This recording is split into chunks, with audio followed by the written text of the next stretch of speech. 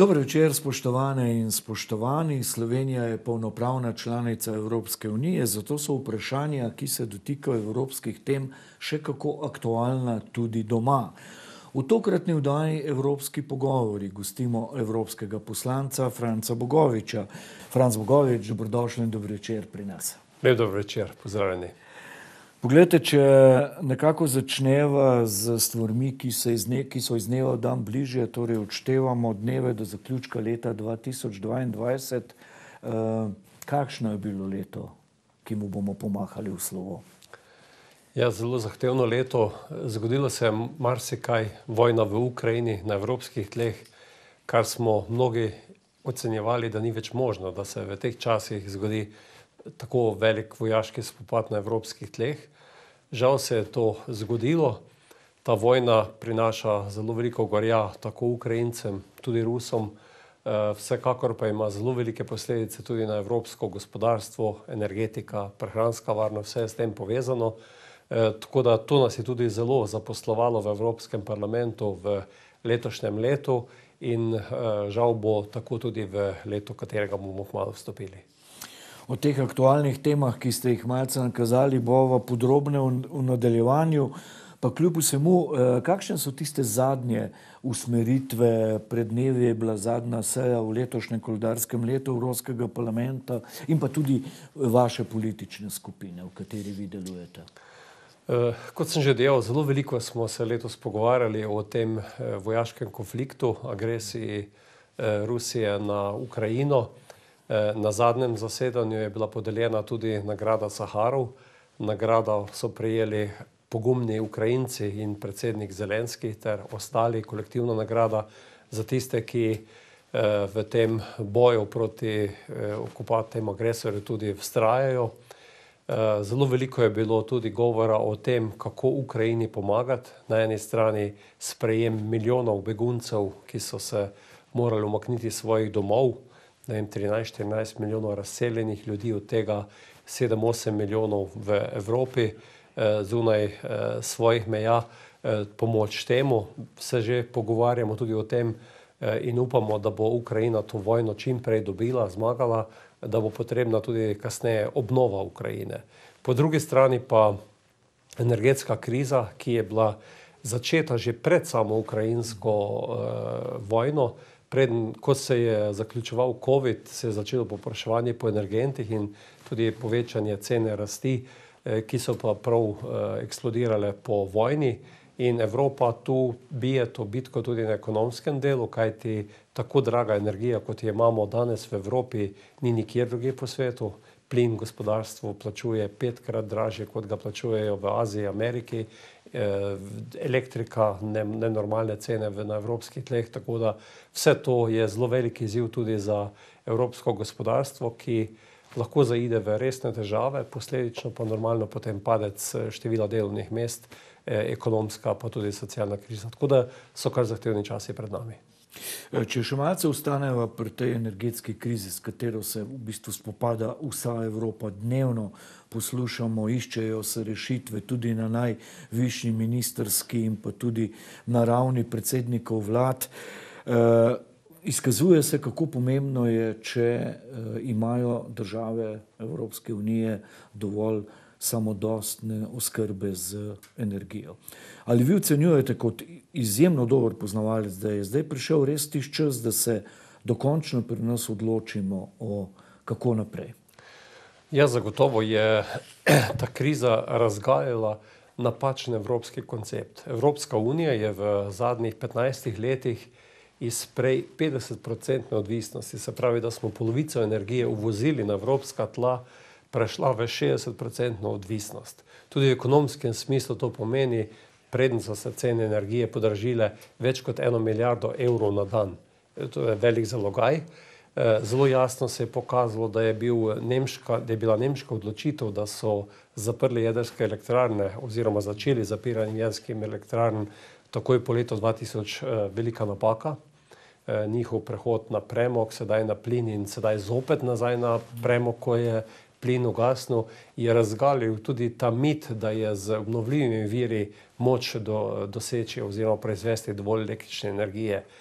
Ti viri rabijo, so potrebni, to je so obnovljivi viri energije, poleg vode, ki je že star znan vir, sonce, veter največ, ki rasteta, pokrivata vedno večji delež v energiji, vendar pa brez jedrske energije, brez plina, premoga se enostavno izkažeta kot nezadostna, predvsem v takšnih vremenskih pogojih, ko zavladajo preko zime, ko je zakrito sonce, običajno se tudi vetrovi umirijo, je potreba po tem backupu, kot govorijo v energetskem jeziku, zelo velika. In tu je sedaj za moje pojme še enkrat več evidentno to, kar sam že vrsto let govorim, da bi se v naši državi čim prej morali odločiti, kako bo potekal naš prehod v nizkoogljično družbo. In brez dodatne električne energije, ker je pa jedrska energija, ki je tehnologija, ki jo obvladamo,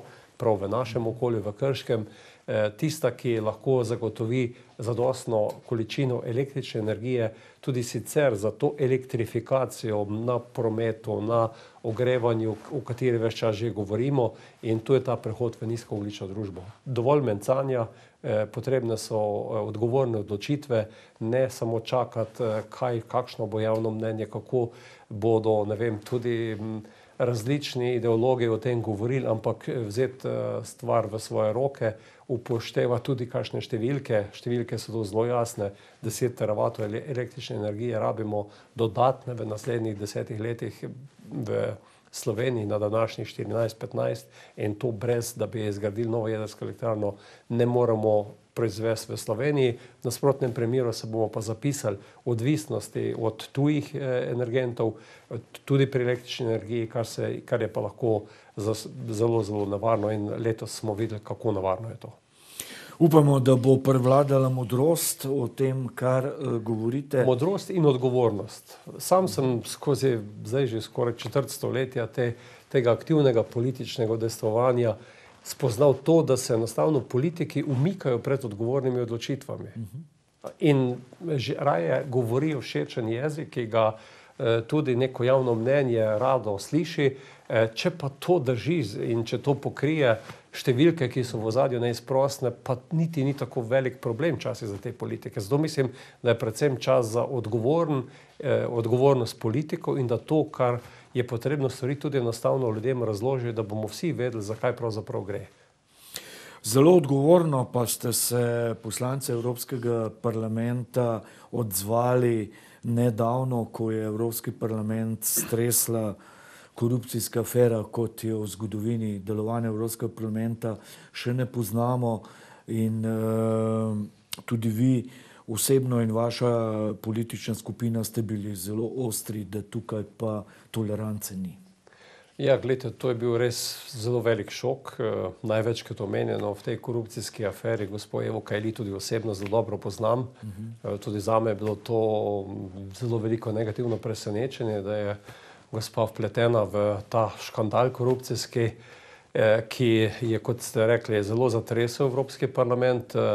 Vsi se zavedamo, da gre to v bistvu za veliko packo na celotno Evropsko unijo, še posebej na Evropski parlament, na poslance, tudi na naše asistente, ki so bili tudi vključeni v to.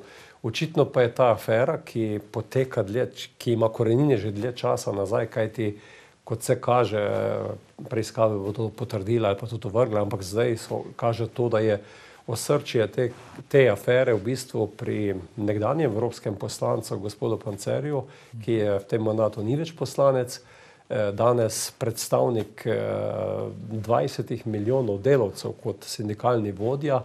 V ozadju so tudi nevladne organizacije, ki so bile na nek način tiste, preko katerih se je ta denar iz teh držav, sedaj se najbolj omenja ta Katar in pa Maroko, tudi pretekal v Evropo, tako da gre za večjo razsežnost, in v Evropski ljudski stranki smo bili zelo jasni, da absolutno je potrebno poiskati vse tiste, ki so v parlamentu pleteni v te škandale, in jih primerno tudi obravnavati, izločiti pravzaprav iz možnosti tega odločanja, da pa ne bo dovolj, če naredimo samo to, ampak da je potreben pregled tudi financiranja nevladnih organizacij, ki velikokrat preko svojega delovanja so vključene v te škandale in na nek način ne zastopajo niti svojih interesov, kaj šele interesov Evropske unije, ampak interese financerjev. In ta pot je povsem zakrita, ni nobenega pravega pregleda, se pa v Evropi v okviru nevladnega sektorja pretaka zelo, zelo veliko denarja. In pred leti je bilo sporočilo Računskega sodišča Evropskega, ki je že na to upozorilo. Sam pa lahko mirno rečem, da imam neko tako izkušnjo ali pa nekaj, kar se je dogajalo v začetku 90-ih letih, ko so avstrijski zeleni prehajali protestirati pred jedrsko elektrarno v Krško in na koncu se je ugotovilo, da so bili financirani strani avstrijske energetike. In da v teh zadevah se danes vidijo vplivi tako iz zalivskih držav, vidimo početje tudi Rusije, tudi ameriški finančni skladi velikokrat financirajo nevladni sektor za stvari, ki ravno ne bodo pomagale Evropi v njenem razvoju, so mogoče v skladu z nekim prepričanjem določenih v nevladnem sektorju, hkrati pa tudi rušijo neko evropsko gospodarsko, ekonomsko, politično politiko. Tako da mislim, da je tu neka zgodba preloma, na kateri bo potrebno resnično sami korupciji, ki je žal del politike skozi stoletja, tisočletja, nadaljevanju posvetiti zelo veliko pozornost in tudi ugotoviti, kje so pa tisti vmesni členi, ki pravzaprav omogočajo do tega pride, da kot se zgodi sedaj, da smo videli v kovčkih 100.000 evrov gotovine, tako da je nekaj nezaslišanega in to enostavno treba priti do dna. No in zanesljivo bo stroka in vsa preiskava, organi preiskovalni bodo temu prišli do dna. Se pa seveda postavlja vprašanje, saj analitiki in poznavalci že o tem razmišljajo, ta nepopravljiva škoda, ne? Kako jo zdaj popraviti in vrniti nazaj zaupanje Evropejcev do inštitucije Evropskega parlamenta. Glejte, zaupanje v te inštitucije Evropskega parlamenta je že tako ali tako na preizkušnji. Imamo cela vrsta kriz, na katere mora Evropska unija odgovarjati in velikokrat se ljudje sprašujejo, konec koncev tudi pri ukrajinski krizi, vojni, nekateri mislijo, da Evropa ne bi smela posegati. Pri COVID krizi smo spoznali različna mnenja, ki so bila včasih tudi v nasprotju s stroko, vendar so jih potrjevala velike množice ljudi. Tako da takšna zadeva je samo mlinski kamen na to zaupanje in ga enostavno verjamem, da ne bo enostavno povrniti. Gre za zelo velik škandal, za škandal velikih razsežnosti. Mnogi opozarjajo, da mogoče še niti vsega ne vemo, se bo še kaj v nadaljevanju v teh preiskavah ugotovili, tako da gre resnično za zelo velik udarec za to evropsko kredibilnost.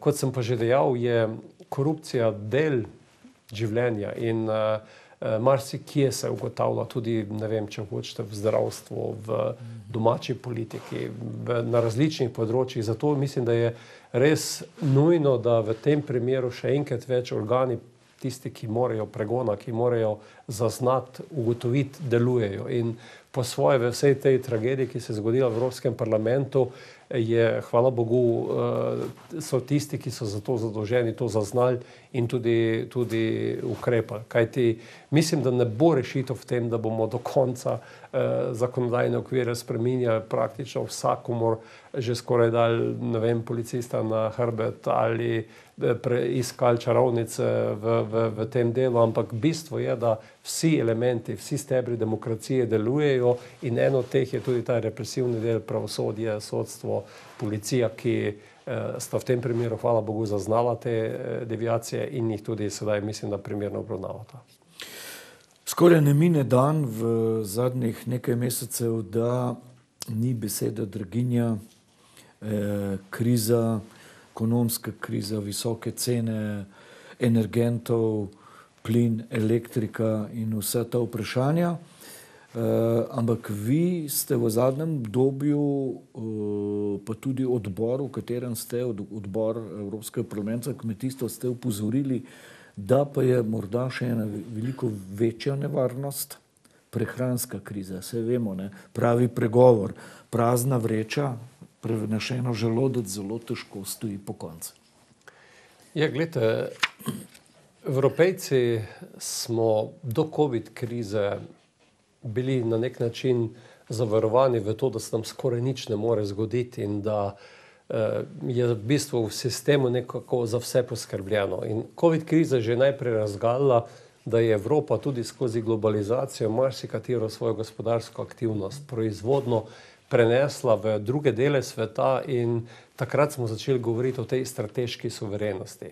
In tu smo videli, ne vem, ni bilo mask, ni bilo ventilatorjev, kar naenkrat smo ugotovili, da so strateške surovine, kot so litij, kadmij, ostale surovine, ki so zelo pomembne za prehod v obnovljive vire energije v rokah, ne vem, Kitajske, Rusije, Amerike, da je Evropa tu zaspala, ugotovili, da, ne vem, učinkovin za tablete, za farmacevtske pripravke 80% proizvedejo na Kitajskem in Indiji. In zdaj govorimo o tej strateški suverenosti. Vojna v Ukrajini je pa dokončno razgalila, da smo tudi za ostale elementarne varnosti, se pravi vojaško, energetsko in prehransko, vsaj za prvi dve zagotovo premalo storili v zadnjih desetletjih. Po združitvi Evrope smo mislili, da vojne več ne more biti. Je zavladal v Evropi nek pacifističen odnos tudi do vojske, do varovanja, do vsega tega. Vedno manj je bilo tudi sredstev vlaganih v obrambo. Energetska kriza je razgalila, da Evropa s tako malo samooskrbnostjo lahko zapade v zelo velike probleme, tako oskrbe kot tudi konkurenčnosti. Pri prehranski krizi je pa tudi ukrajinska vojna pokazala, kako lahko se oba elementa te krize prehranske pokažeta zelo na hitro. Prvi element je to, da cene zelo narastejo. Pšenica je na primer zrasla iz $140 na $400 za tono. Drugo je bil pa problem, recimo, da te pšenice enostavno ni bilo moč dobiti. Zdaj Evropa je pri ukrajinski vojni in pri teh poteh na nek način bila na relativno varni strani, kar se količin tiče, kajti ti deleži, ki jih uvažamo iz Ukrajine, Rusije, niso tako veliki pri pšenici, koruzi, sončničnem olju, pri sončničnem olju še največ. Medtem ko, če bi se takšni tokovi porušili tudi z Severno, Južno Ameriko, odkoder dobivamo precej osnovnih surovin, kot sta soja, beljakovinska krma in pa tudi koruza, bi znali biti večji problemi. Zato sam zelo opozarjam tudi v luči sprejemanja novih uredb na področju uporabe pesticidov in podobno, da je potrebno imeti zelo jasno presojo vplivov, kaj to pomeni in da se nam lahko zelo, zelo hitro zgodi, da postane Evropa, da v Evropa tudi zaradi napačnih politik, ki jih sama pelje, pod vprašaj postavi problem prehranske varnosti. Kakšne posledice bi to lahko imelo za slovenskega kmeta, za kmeta na Dolenjskem, v Posavju, v Beli krajini? Lejte, ko govorimo o tem, govorimo tudi o posledicah za slehernega od nas, za potrošnika.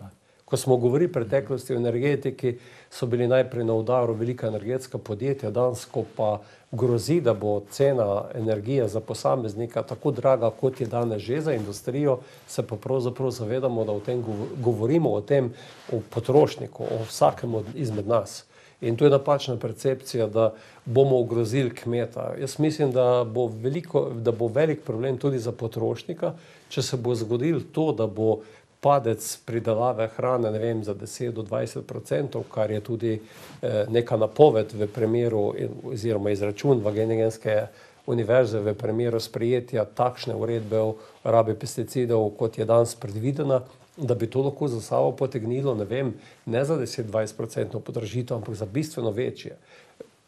Hrana in pa kmetijsko blago postaje vedno bolj deležno teh velikih sunkov na trgu. Včasih smo bili vajeni, da je bila nafta, ne vem, $30 pa $100. Zdaj se podobno dogaja tudi pri teh živilskih prehranskih dobrinah. In ko enkrat to doseže in se začne to dogajati, je velik problem najprej za kmetovalce.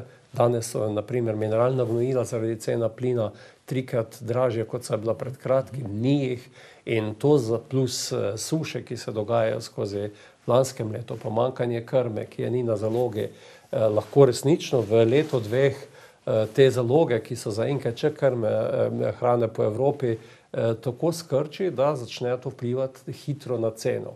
Če še potem ne vem, recimo Kitajska kot država, ki vedno več stvari tudi uvaža, ker standard raste, ker je vedno več uvoza beljakovinskih komponent, živalskega izvora, to lahko hitro za sabo potegne dvige cen, ki bodo resnično nezdržni za potrošnika. In v kombinaciji cene energentov, cene hrane imamo sedaj to inflacijo. Tako da govorimo o zelo resnih stvareh in še enkrat več poudarjam to, kar sem že dejal, da o treh varnostih enostavno ni diskusije in moramo poskrbeti za nje. In če smo že na pol opustili vojaško in energetsko, se nam na prehranski to enostavno ne sme zgoditi.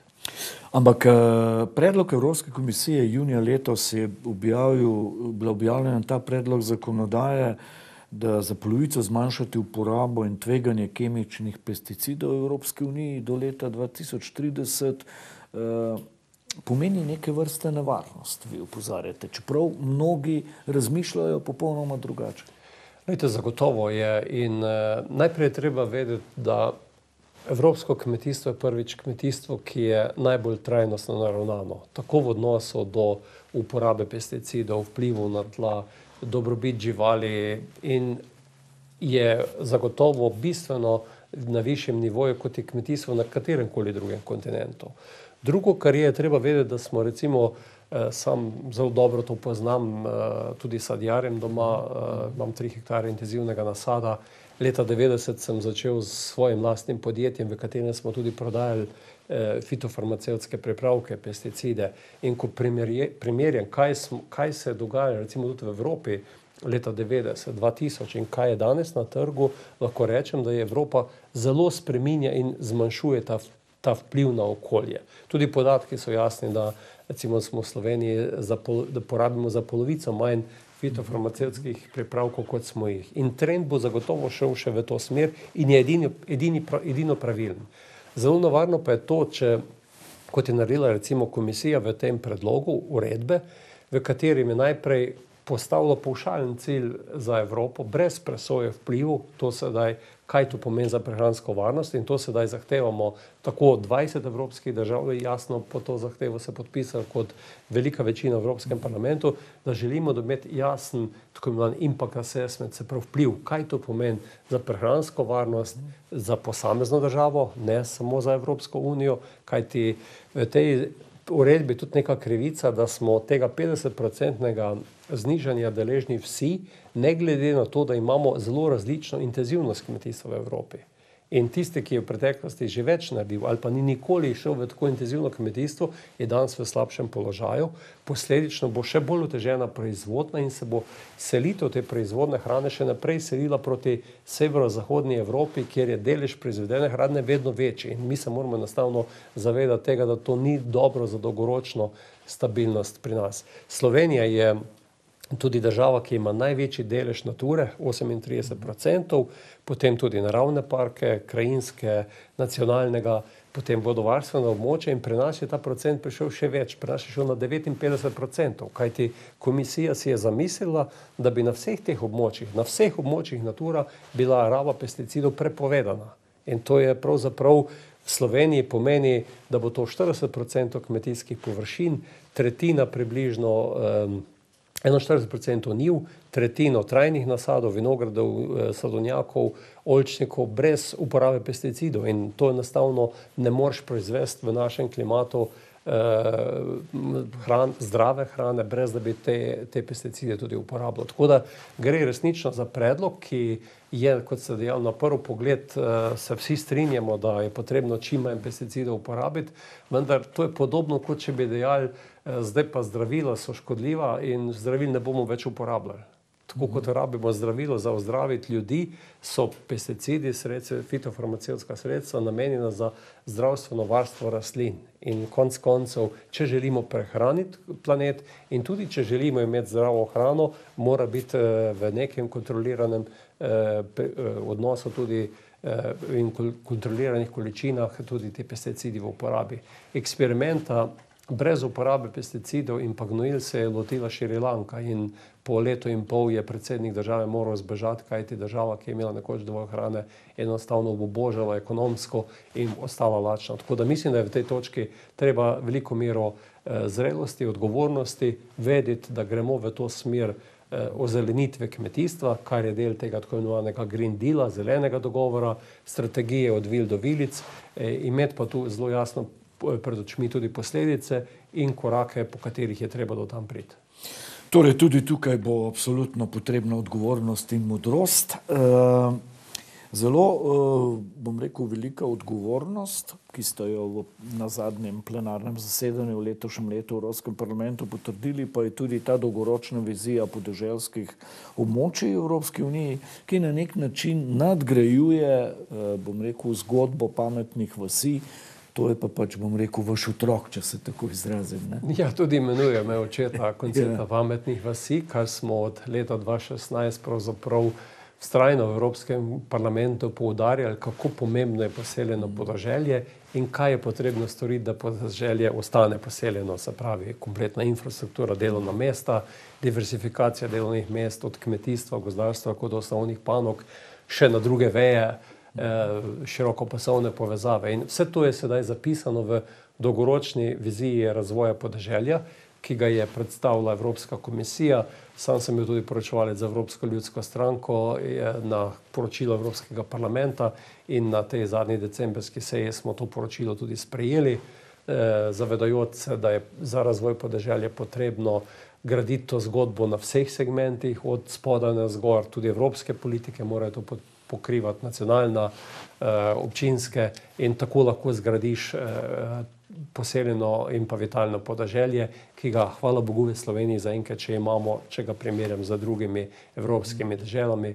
In sam trdim, da je to na nek način tudi bitka za to, da bo odporna Evropa tudi v prihodnje in da bo še naprej najlepši kontinent, kot danes zagotovo je, in pa tudi kontinent, na katerem se zelo lepo živi. In sam, recimo, mojega življenja, moje rodni Koprivnici nikoli ne bi zamenjal za bruselskega, zato se tudi s srcem za to borim.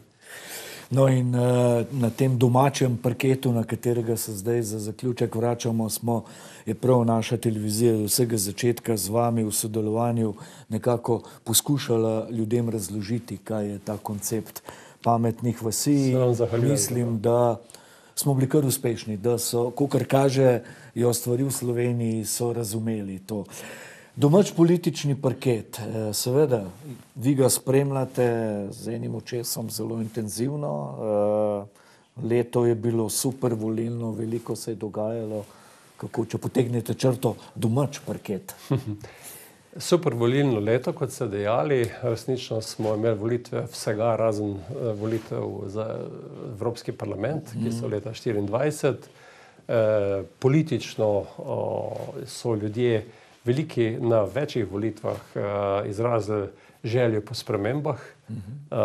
Prve parlamentarne tudi po svobodi. Mislim, da smo imeli že tudi prej in jo bomo imeli še naprej. Kar se tiče na nek način tega trenutka, kje smo, sam bi želel predvsem, da se zelo resno in odgovorno ukvarjamo z izzivi jutrišnjega dne. To, ali pa današnjega, neč jutrišnjega. To, kar sem v tej oddaji že govorila, pred nami so zelo resni izzivi, ki bodo zahtevali oziroma potrebovali tudi neko poenotenje pri odločitvah, ki ne bodo vedno enostavne. Jaz mislim, da v nedogled se iz proračuna ne bo moglo plačevati niti za gospodinjstva, kaj šele za gospodarstvo, industrijo, kajti malce poznam te številke iz energetike in če se cene energije ne znižajo zelo na hitro, bodo te številke, ne vem, nekajkrat večje, kot so bile breme COVID krize za javne finance. In to enostavno v nedogled ne gre. In tu v tem delu bomo rabili imeti jasne odločitve, vizijo, kako naprej. Mislim, da tega brskanja, ne vem, strani predsednika vlade Goloba sedaj o tem, kaj je počel Janša, mislim, da je to malce tudi nepotrebno. Ok, če mu je to neka provokacija v redu, bojim pa se, da od tega kaj dosti vsi skupaj ne bomo imeli. Tako da parket je zelo zanimiv. Veliko teh na nek način spopadov, zdaj že zaznati že tudi znotraj koalicije, tako da upam, da se te stvari uredijo in da bomo znali na te izzive, ki so pred nami, kot sem že dejal, na primeren način odgovoriti. In zdaj kadrovske zamenjave, katere so bile skoraj možne, so že narejene. Zdaj želim vladi in pa vsem, ki so odgovorni za to lepo državo Slovenijo, da po pameti gospodarijo z njo in da bomo v zahtevnih časih kolikor toliko poenoteni sprejemali izzive, ki se bodo postavljali pred nas na dnevni ravni. Če vas prav razumem, za zaključek izgovorov ni več, kot ste zdaj dejali, in pa božično-novoletni prazniki so pred vrati. Morda neko vaše razmišljanje, sporočilo gledalkam in gledalcem vašega kanala? Ja, jaz mislim, da najprej, ker imamo božične praznike, praznujemo dan samostojnosti in enotnosti. In mislim, da je najprej potreben tudi neki izraz hvaležnosti za to, v kakšni državi živimo. Kajti, ko gledaš okoli sebe, vidiš, da je marsikaj, kar je malo za samoumevno, nekaj, za kar se je potrebno na dnevni ravni pravzaprav tudi boriti. Nazadnje je bilo naše zdravje na preizkušnji v zadnjih 2 letih, zdravstveni sistemi. Upam, da se tudi tu stvari uredijo.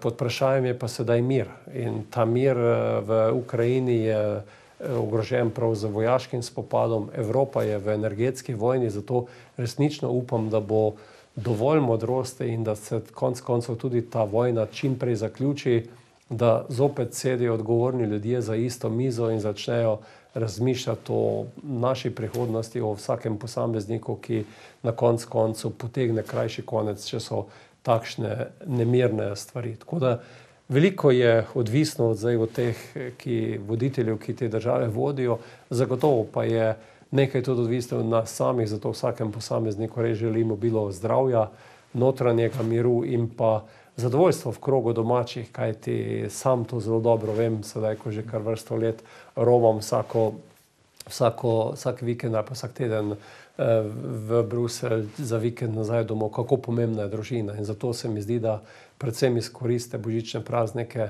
zato, da v krogu domačih utrdite te vezi, ki so najbolj pomembne takrat, ko so najhujši časi. Zato lepe božične praznike, obilo blagoslova in pa tudi v letu, ki prihaja, veliko zdravja in pa osebne sreče želim vsem vašim poslušalkam in poslušalcem. Evropski poslanec Franc Bogovič, hvala lepa za vse te želje, za vse ta razmišljanja.